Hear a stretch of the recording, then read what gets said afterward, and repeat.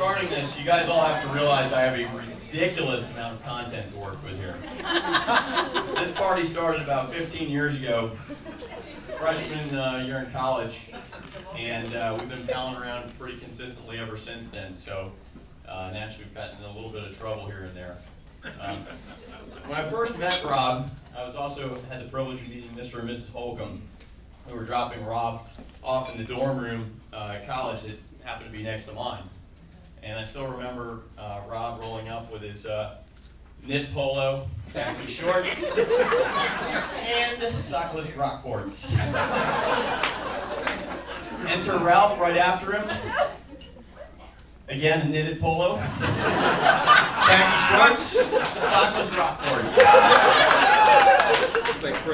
And from here on out, he's been referred to as Junior. So I know Rob's got a nickname with his parents, but those who are close to me in this room know I'm a habitual nicknamer. And the more I like you, the more nicknames you have. There's a direct correlation. I was sitting down at work the other day, actually a couple months ago in preparation for the pastor party, just writing out all my nicknames for Rob. And I literally had to cut myself off, if that gives you any indication of the level of fondness here.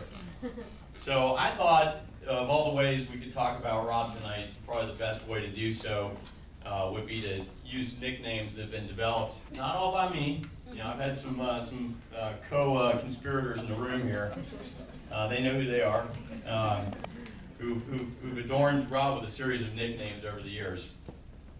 I think the first one I'll start with is the most universally acknowledged and probably loved of all the nicknames we've done. And it's quite simply a monosyllabic name, Beer.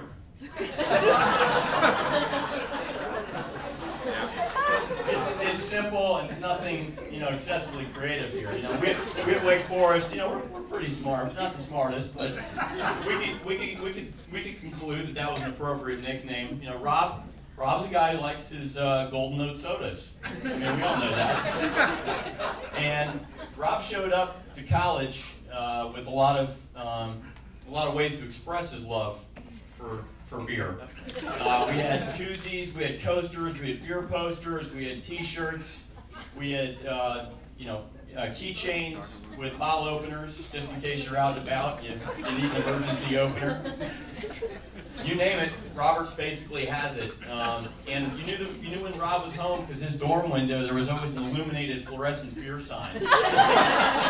And your window's only so big, so you sort of had to do a rotation amongst the various ones that he had. So most of us quickly took to calling him Beer, and I think that his sort of dedication to the cause of beer is consistent with the fact that what Rob's passionate about, he will wave the flag for. So at one point during our freshman year, I was pretty much under the impression that the Hartford Whalers were going to win the Stanley Cup. A couple months in, I actually looked at the standings about halfway through the year and realized it's mathematically impossible to make the playoffs. A lot of passion there. Rob's love for high-end stereo equipment and TVs. I think he's a salesman for Bose, part-time. Spread like wildfire throughout the dorm, and we had a mass wave of upgrades of stereo equipment. It became sort of a noisy, inconvenient place to spend time, courtesy of Rob. Rob, your friends at Bose from just down the street have left a little package out here in the lobby. Thanks for all your work over these years. And sometimes, along with Rob's flag waving, he takes it a little too far. I remember a certain pledge night at Wake Forest where Robert got a hold of the Sigma Pi fraternity flag and was doing laps around the campus. And happened to, at some point, hit a little crack in the sidewalk and ended up face first on the quad, dislocated shoulder and busted shin later, came limping back to the dorm room.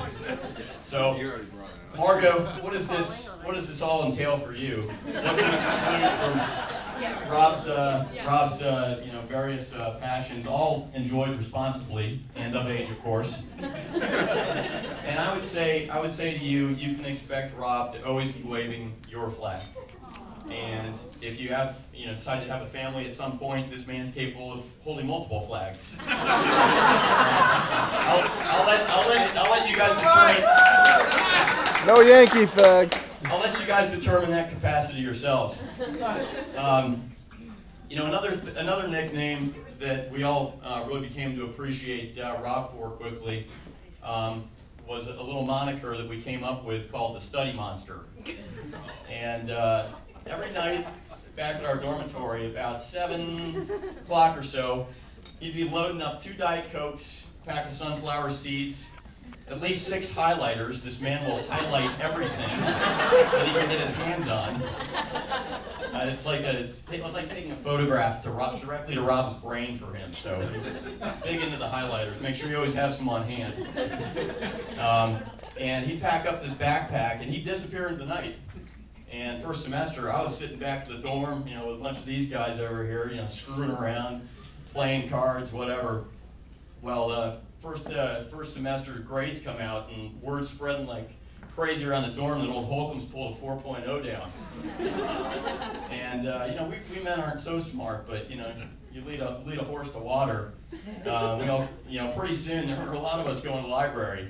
And I give Rob a lot of credit personally. He really taught me, the value of work ethic. And literally, you can't. The grades and the results in life aren't just going to appear. You got to get in there and do the work. Now, of course, I sort of put one toe into that water, and I would go down to the library with a Walkman and other things to make it passable, and occasionally drop by his study carrel and try and rile him up a little bit, distract him, and see if he would chat with me. And those were some of the tensest times in our relationship. I was trying to get into the study monster zone. So. Once again, Margot, what does this, mean for you? I think that Rob he's always a guy who's going to do what needs to be done to make sure everything's right for you and your family. And also, Rob is remarkably consistent. I think, we've talked about this a lot as friends. Rob is the same Rob you knew 14 years ago there in the knitted polo with the khaki shorts and the sockless Rockports, is the Rob we know and love today. So, out of these nicknames, a lot of very positive attributes. And I'm convinced that the spirit of the Study Monster still exists at Wake Forest.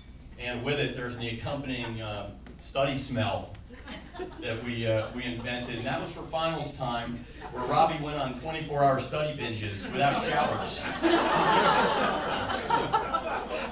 If you wafted it into the room right now, a series of us would definitely know what it was.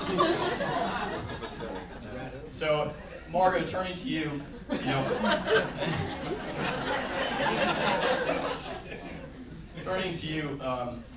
we've really enjoyed getting to know you, and you've got such a warm heart, and you make Rob so incredibly happy, and you're just effervescent. You're so much fun to be around, and we're really excited to spend more time for you. And then, I want to be careful about this nickname thing because you don't want to throw these things around lightly. So I'm gonna beg off on a nickname for you. What I will say is that Rob, in his sort of advanced years, has graduated from the beer nickname to Beverage Bob. It's a little bit more workplace appropriate. But don't worry, if you get an email from him, he'll occasionally sign it Bev. So, in the meantime, we're delighted to have a Mrs. Beverage Bob in the family here, and thank you all so much for a great weekend. Wish you a wonderful life together, and we're all here to support you. Let's raise a glass.